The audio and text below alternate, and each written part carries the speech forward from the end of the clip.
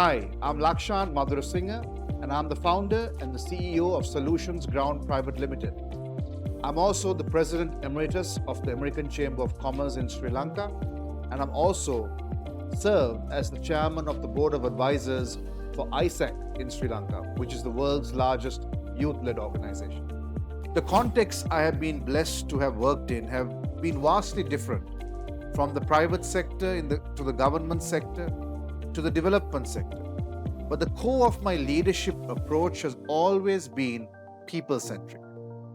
When I was with the Coca-Cola company, the environment was intensely structured. Performance was measured in quarterly targets, by market share, innovation cycles, etc. But even in that high-performance setting, I always made it a point to ground decisions in empathy. You have to understand the cultural pulse of your team and your consumer. I've learned that top-down decisions only work if your team feels heard and if your team feels respected.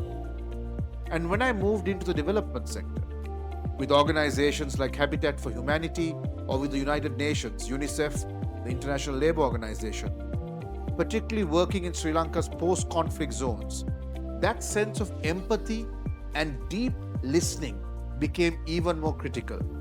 What do I mean? Active listening. You listen not to respond, but you listen to understand. So you're dealing with communities that have gone through trauma.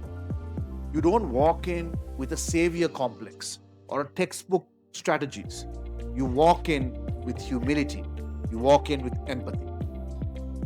What I've learned is that strategy isn't just about key performance indicators, what we call KPIs. It's also about trust. In corporate roles, you manage brands and markets. In grassroots settings, you manage hope and resilience. My leadership flexes based on where I'm standing. But the constants are build trust, communicate clearly, and empower others to lead within their own spaces. I also believe both worlds, the corporate and community, can learn from each other. The rigor of the corporate world can help scale good community initiatives. And the human stories from the grassroots level can add real soul to big brands and their strategic sustainability efforts. So I try to be the bridge between those worlds. I must be very honest in saying that Solutions Ground Private Limited was first and foremost made possible and only possible because of my Lord and Savior Jesus Christ. It was always a very natural next step in my journey, maybe even the most personal. It came from approximately 25 years of working across different sectors with different types of people, from senior leaders in global corporations to communities. It's been building up over years, quietly, through every experience, every conversation, and every moment where I saw a gap between potential and action. These experiences shaped my understanding of what it means to influence systems from the inside out, and how even quiet leadership can inspire deep, long-term shifts in mindset and in behavior. I've always believed that leadership isn't something you just read about or step into with a title. It's not a title. It's something you train for, you prepare for, you build the muscle for it through discipline, through exposure, through mentorship and practice. And in Sri Lanka, I think we're at a point where we can't afford to wait for leadership to just happen organically. We need to actively prepare the next generation, all of us, not just to take up space, but to own it, to own the space, to lead with strength, to lead with empathy and a strong sense of accountability. That means developing leaders who understand how to influence beyond authority, through clarity, presence, and through purpose, and who can inspire others in return, not just through words, but through consistency, being solution-minded, and someone with strong value system. That's one of the core intentions behind Solutions Ground. Yes, we do strategic communications, we do policy advocacy, training and development programs, etc. But underneath all that, we're about building a new kind of readiness. Whether it's a young professional figuring out how to lead with purpose, or a team that needs to move from chaos to clarity, or a company that wants to go beyond surface level sustainability and CSR, we help build the thinking, the structure, and the courage to do it. Our aim is to inspire action and influence outcomes quietly, intentionally, and in ways that leave people and companies more equipped than when we found them. What sets us apart is that we are multidisciplinary by design. We sit at the intersection of business, governance, development, and youth training. And that's where real change happens. We've got offerings, off the shelf solutions.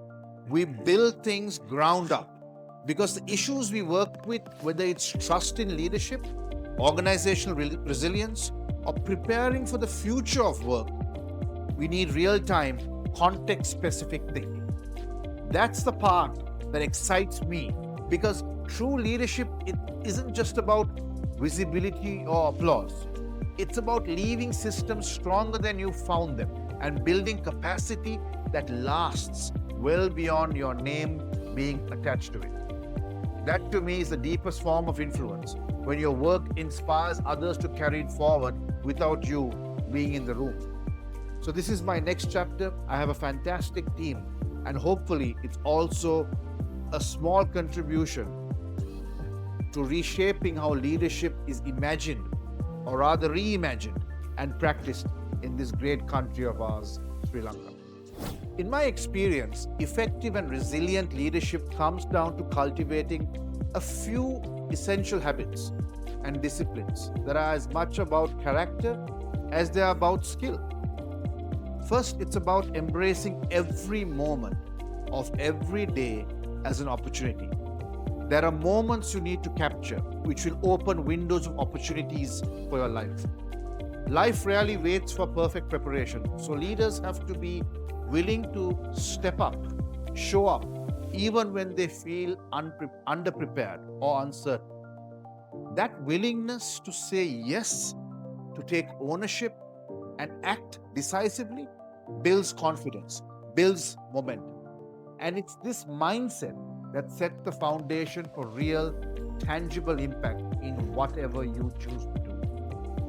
Another critical habit is building and protecting your personal brand, your self-brand, through consistent integrity and accountability. Leadership isn't about crafting a public image. It's about how you show up every day in meetings, in projects, in relationships, with your team members.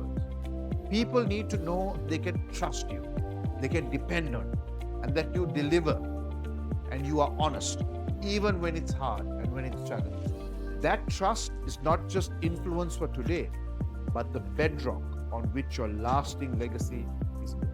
Finishing well is a discipline many overlook, the art of finishing well, but it is absolutely vital. How do you end things? Whether it's a project, a contract, a tough conversation, it often defines your legacy more than how you start. Finishing well. Leaders who commit to seeing things through with care, with diligence, create stronger institutions and deeper relationships that endure beyond their own time. Legacy is about those lasting footprints you leave in people's lives and systems, not just your personal wins. Finally, resilience is not just about bouncing back. It's adapting with grace and learning from mistakes. We all make mistakes, but we need to learn from them. We need to grow.